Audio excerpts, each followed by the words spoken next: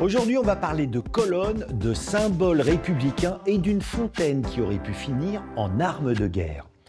Direction le monument aux Girondins situé sur la place des Quinconces à Bordeaux.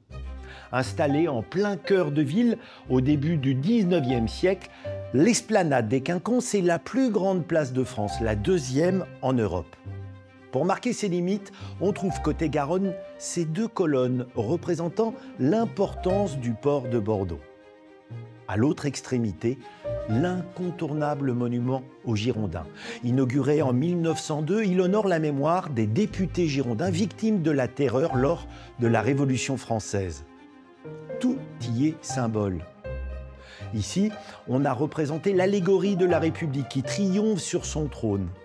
Elle est entourée de ces surprenants chevaux marins. Certains ont des sabots palmés, d'autres des queues de reptiles ou des écailles. Lors de la Seconde Guerre mondiale, l'occupant nazi fait démonter tous ces éléments pour les faire fondre et en faire des canons. Chargée de leur destruction, une entreprise d'Angers va réussir à les dissimuler en lieu sûr avant de les restituer à la ville en 1945. Ils vont longtemps rester entreposés dans des hangars du port autonome comme oubliés avant d'être fort heureusement réinstallés en 1983. La fontaine est majestueusement dominée par une colonne de 54 mètres de haut. À son sommet, une statue représentant la liberté brisant ses chaînes.